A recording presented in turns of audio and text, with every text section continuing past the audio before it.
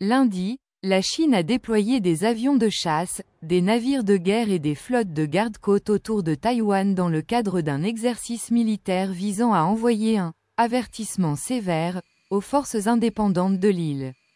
Il s'agit de la 4e opération de grande envergure de Pékin en un peu plus de 2 ans, RENFORCANT sa position selon laquelle elle peut utiliser la force pour mettre Taïwan sous son contrôle. La Chine a en outre prévenu que la poursuite de « l'indépendance de Taïwan » est incompatible avec le maintien de la paix. 台独与台海和平水火不容，台独势力的挑衅必然会遭到反制。中方一直致力于维护地区的和平稳定，这个地区国家是有目共睹的。那么，如果你关心台海的和平稳定，首先要做的是反对台独。Le président de Taïwan, Lai Ching-te, a promis de protéger la démocratie et la sécurité de l'île, alors que le ministère de la Défense a déployé des forces et mis les îles éloignées en alerte renforcée en réponse. Les forces taïwanaises ont été particulièrement vigilantes autour des îles éloignées administrées par Taipei, où un état d'alerte renforcé a été déclaré. Le ministère a indiqué que des avions et des navires étaient prêts à répondre à toute action ennemie selon les règles d'engagement de Taïwan.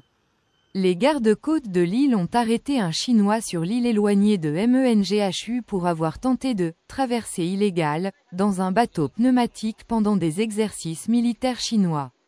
En plus de sa démonstration de force militaire, la garde côtière chinoise a également été impliquée dans l'opération. Elle a annoncé que 4 flottes de 1901, 1305, 1303 et 2102 patrouillaient dans les eaux entourant Taïwan dans le sens anti-horaire. La garde côtière chinoise a affirmé que ces patrouilles à proximité de Taïwan étaient légales en vertu du « principe d'une seule Chine », mais Taïwan a fait note que les navires n'étaient pas entrés dans des eaux réglementées. Taïwan a condamné ces actions comme « irrationnelles » et PROVOCATIVES.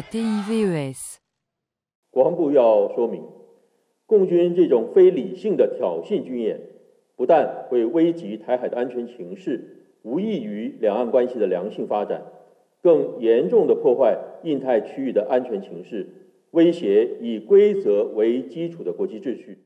Malgré les tensions accrues, Taïwan a affirmé que ses forces sont entièrement préparées à défendre la souveraineté de l'île. Rapport du bureau, NewsX.